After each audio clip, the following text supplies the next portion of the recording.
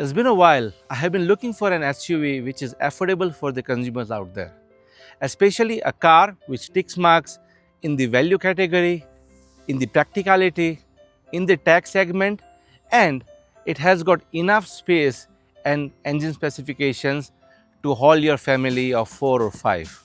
Well, I have got you covered today because the car which I am going to present today is exactly the same. So without further ado, here I am presenting you the 2025 Volkswagen Taos, especially in this beige trendline trim, in this beautiful black paint. The reason I have chosen the beige trim today is to give you a fair understanding of what are the standard features you should get and what a decent car should look like in an affordable $30,000 segment in the Canadian market. So without further ado, let's get started into more detail.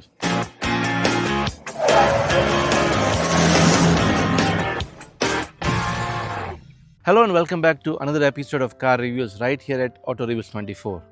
And hey, if you haven't subscribed my channel so far, please do so if you like my honest, simple and practical car reviews. In today's car, we are touching a very popular subcompact segment, a segment which is very popular for families who want an affordable SUV, especially in the $30,000 popular price segment.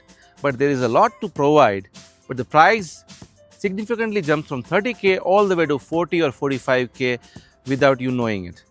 But today in this review, I'll try to help you decide whether you should consider this Taos or some other competitors likes of Hyundai Kona, Kia Seltos, Toyota's Corolla Cross, or even Chevy's Trax or Trailblazer or even Buick's Envista. So much to offer in this segment. But the reason I'm here is to give you a fair understanding of what an affordable SUV should look like. Especially this car here comes in 3 different trims in Canadian market: Trendline, Comfortline and Highline. And all this is very well priced in my opinion. This model here starts at 32,000 Canadian dollars, which is a fair price, but you get a whole lot of things as standard. You can choose between front wheel drive and 4Motion, which is their all wheel drive option for all the 3 trims. But it also increases in price as you go upper in the trim as well. For example, the top line, Highline, all-wheel drive option in this Taos will take your budget to almost 42,000 Canadian dollars. And hence, I believe this particular model is a base model, but it offers so much to you for that price point that could be one of the best trim to buy if you are looking for a Volkswagen Taos. Well, without further ado, let me take you through the exterior design of this car first.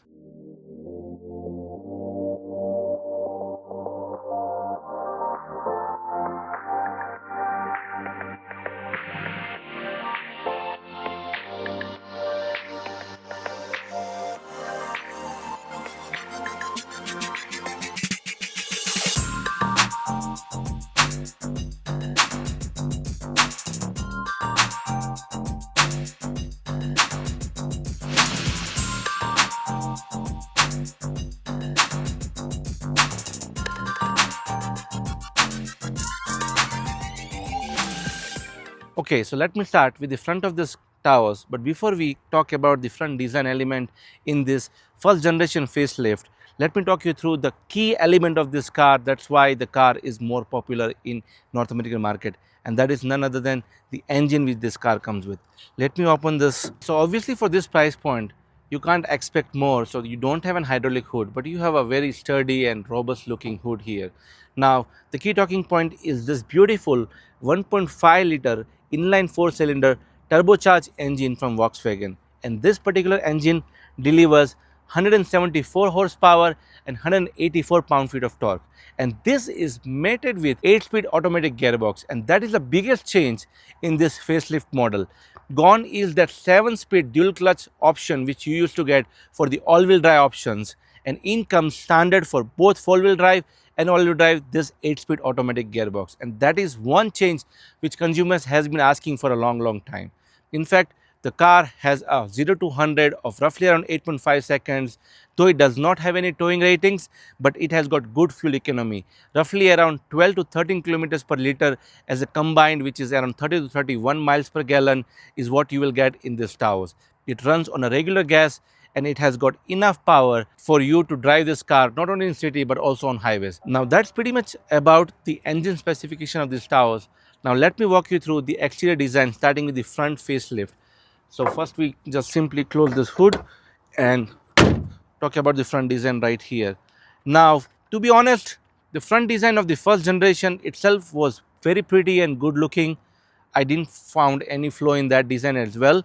But here you go, Volkswagen has decided to change the front fascia as well, pretty much to make this car look very in line with all of their regular products like Tiguan, Atlas and others, which look similar in design language now. I believe the front is very simple and elegant and sophisticated in this new facelift as well.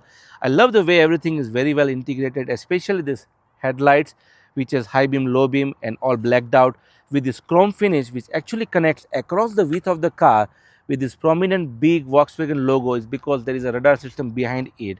In fact, if you go for the Highline model, you have a daytime running light strip across this panel as well. So the lower bumper is also much more wider and taller than the outgoing model now. It has got some functional vents here to cool the engine, but overall it is very simplistic in design. It also has a functional air vent here to make it more aerodynamic. The hood is also same as the outgoing model with those simple straight crease lines similar to what you find in bigger brother Atlas as well. But from the side profile as well, the car remains pretty much as good as the previous generation. 175 inches long, 7.6-inch ground clearance and the same profile altogether. But what we are going to talk about is this alloy wheels here as well, which are standard for the R18 215 by 55 in this base model. Again, two-tone finish and it looks really decent. Even you have this off-road style plastic fenders over here, which is similar to the outgoing model. The side looks exactly the same as the first generation. Again, this is a trendline base model, so you get this plastic black cover instead of body colored side mirrors. No turn signals integrated or camera systems obviously for this price point, but the sides is where it is very well proportioned, boxy design, big windows, and also you get this spoiler as well for this base price, which is great to know. Even the side fenders here also has plastic cladding for the doors. So side of the profile is, again, as I mentioned, it's quite tall, so there would be a lot of room inside. But let me talk you through the back of this car. That's where the refreshed model has some changes, which is very welcome change in my opinion. The previous generation was not as good looking as this one. Look at the tail lights, completely wrap around. Everything is all LEDs. I love this blacked out accent everywhere. In fact, this Volkswagen logo also glows at night time for this price point and base model. That itself says that Volkswagen has decided to give you a lot of standard features. Very subtle badging here. Taos still remains here in small letters in the bottom half, and the 4Motion is because this one we have is the all-wheel drive. Over to the lower bumper is where you will see everything similar to the previous generation. Nothing has changed. You still have that same plastic lower bumper. Also, this section has this fake exhaust system, which I believe they should have taken out, but in the higher trims you will have that covered with the chrome finish, but it still looks very clean and simple in my opinion. Even the rear wiper is decent size. The rear window is quite big for visibility. You have got good prominent spoiler with some brake lights and a radio antenna out there. Everything is seamless and very clean design. But the $1,000,000 question is, what is the trunk space in this? Does it remain the same? The answer is yes. The trunk space here is also great. Almost 27 cubic feet of space behind the second row. As you can see, it's quite boxy. So even you get more height to put some luggage. You can easily fit 4 to 5 carry-on luggage stacked vertically, and that is a great thing to have. You have some small cubby space on either side of things as well, as I put this here, but pretty much that's it. You don't have anything else like a hook or anything. You have just got one trunk light. Underfloor is where you will have again decent size space with this donut tire for your spare, which is decent. Everything looks very neat and clean. Again, Volkswagen does provide you the levers here to kind of flat the second row. Right from here, it's quite easy, as you see. In fact, from both sides you can easily kind of push this in front, and that brings you the entire space to roughly around 60 to 61 cubic feet of space. Volkswagen cars are really very well built and kind of sturdy, so the trunk is very heavy, but because you do not have that power operated trunk, you actually need a lot of power to pull this and kind of close this trunk. That's one thing I think Volkswagen should include in the upcoming changes. Other than that, let's talk about the interior of this Volkswagen Taos. Let's start with the Volkswagen Taos key first. Again, very simple and basic key, nothing fancy. You don't have like remote start here because it's a base model, so you just unlock this with double press. That's how you get inside. The door feels really heavy and sturdy for sure. As soon as I enter, it has a very decent SUV style stepping height, so you will feel that immediately.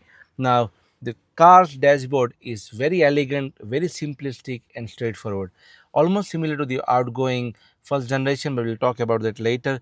Let's talk about the fit and finish and comfort from the driver's door panel. As you see, this is a base model, mind you, at a 32K price point, so you should keep that in mind, that you still have the soft touch plastic over here, leather material with dual tone. I love this color. You have piano black plastic all the way here as well as in the dashboard, which we will talk, but you still have silver handles. Again, one touch buttons for all the 4 windows. That is great. You even can use this button to control your side mirrors. You have got decent size padding over here as well. The lower half of this door panel is hard plastic, but the good thing is it has got good decent cubby space here. As you can see, I can easily put water bottles and a lot of stuffs here. It comes with standard 6-speaker audio system in this, so nothing fancy. Over the sides, because this is a trendline base model, you don't get electronically or power adjustment of driver seats, but you still have basic adjustment like height as well as backrest, which is good. On my left, you have got this automated headlight system with this button. Everything is neat and classic Volkswagen. Now let me talk you through the entire dashboard from the passenger side. Alright, so from the passenger perspective, I wanted to show you the seats first of all, which is again very decent, has got good sporty side bolsters. Only thing is, being a base model, this comes with cloth or fabric right now, but if you go higher in the trim, you can get leatherette seats as well. But even for this price point, for example, this passenger seat is also height as well as back adjusted, whereas some cars like for example Avenir, and which I did recently, it does not have a height adjustment passenger seat, which is a big miss there, right? But this car has all the basic essential things which you need in a car. Look at this front dashboard. Everything is so neatly and cleanly designed. This dashboard is quite low. Again, softest plastic over here, dual tone plastic material with a lot of black piano finish here as well, with this leatherette kind of stitching here. You have got decent big and deep glove box here as well, which is very sturdy as I feel it right now. And overall the space is very welcoming and simple. For the base model, for you to get so many standard features is what I'm going to talk about in this particular section. Especially you see, you have got a decent roughly around 10-inch driver's display. You have got 8-inch infotainment screen over here, and everything is very seamless and simple to use. Especially the infotainment screen here has got your home buttons, menu to select other different stuffs, but it comes standard with wireless Apple CarPlay and Android Auto. So all you need to do is connect your phone and use this for ease of driving. More than that, if you see on the driver's side, look at the steering wheel. It has got leatherette finish to it, some white stitching. You get standard cruise control and lane assist for the base model, which is great from Volkswagen when it comes to safety. You don't get these features for a base price in most of the other competitors. The overall steering wheel is very well weighted, and it is also telescopic and tilted adjustment. That's great. The steering wheel is again borrowed from the previous generation, but it has got all the decent touches which you will find in a top-notch high-end cars. That is great to know. Now let's talk about the HVAC system. That's one thing which has been entirely changed from the previous generation. Now comes that typical capacitive touch type of HVAC system, which is fairly easy to use, mind you, but it's not something which is very friendly overall. I loved the previous generation's button system, which was much more easier to operate. Though this car comes with standard heated seats and heated steering wheel at a base price for Canadian market, is exactly what you need in winters. So you will see a lot of standard features which is bare minimum you can get it for this car at a base price, so why to go for higher trims? Even you see a decent size storage here with 2 USB-Cs, 12-volt charging, and the center console overall is the same from previous generation. You've got drive terrains and different drive modes as well as electronic parking, and your start stop button is over here. This blacked out accent has some internal design to it, which is not easy to capture, but when you see it in person, you can see that. The cup holders are decent size. I love this adjustment here to grab the bottles easily. Even the center armrest is very soft with some stitching and has leatherette material. The storage under the center console is also quite deep. It does not have any lights or USB-Cs, but it still has enough space to put a lot of stuff what you want. Overall, the car has every basic necessities what you need. In fact, the headliner here is very simple. It does not have a sunroof, but it has got all the basic amenities what you need. The sunshades also has integrated LED lights, and it also comes out and has a good level of adjustment. So now let's talk about more space and comfort from the back seat perspective. So now I'm in the back seat of this Volkswagen Taos, and you'll be surprised how much of a space you will get. But before that, let's talk about the door panel. The door panel again has the same typical vibe from the front door panel. Everything is great looking, has dual tone finish as well, and soft, and has big cubby space as well. But the biggest surprise is when you talk about the space for the second row passengers. I'm sitting here at a 5.8, and you can see a lot of room. Now the roominess in this Taos at a subcompact price point is excellent. I have got around 40 inches of legroom or more easily. I can literally put my legs like this without any issues. The front seat is at my driver's position. Both the front seats are quite higher from the floor, so you can see a lot of space underneath to tuck your legs. You have got decent size underfloor as well. You got some big tunnel over here, but it still has quite room for the middle passenger as well. Overall, the height of this car is also boxy, so we have got decent space at the headroom as well. Easily a 6-foot person can sit here, which is a great thing to have. The under thigh support is also nice because the seats are quite high from the floor. The seats are also wide enough to give you a very comfortable ride. The seats inclined position is quite good, so you will be comfortable in that perspective as well. Now the center armrest here also comes out well. It is very sturdy at a decent height, and you've got some space for coffee holders. But the biggest important thing what I want to point out is not much car provides is the pass through here. As you see, you can easily use this feature from Volkswagen. Use it for your snow gears or even skiing gears or anything what you want when you want to use it. The center console here for the back passengers does not have any AC vents or any features. It just has this small space to kind of store things. I believe for the Highline model is where you will get some more controls and AC vents here. Now let me take this car for the spin and talk you through the driving dynamics of this new Taos, especially with 16 additional horsepower and a standard 8-speed automatic gearbox. So without further ado, let's get on a driving seat. So now I'm putting this car in drive, and I want to see how does this newer engine and the gearbox respond to my instant gas pedal. So as soon as I put this car and push the gas pedal, you see there is a lot of noise coming in. It's taking a while to get onto a certain speed. There's a lot of rumbling in between, but once it gets to a speed, the transition of the gearbox, the speed and everything is super nice, clean and easy. That's always great to know.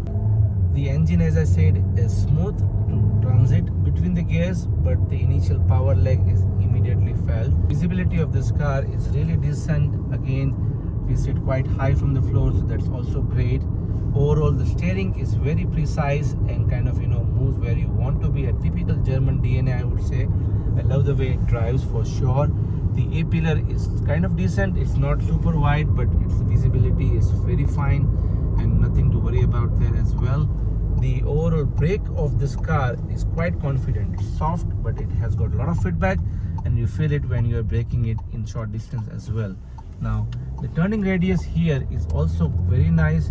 As you can see, I'm immediately able to turn and has no issues with a shorter diameter area as well. That is great. The uneven surface of the road is where the suspension also does very well. It's more on a softer side, so you can see it's more bouncy ride, but it's not making you feel much more harsher.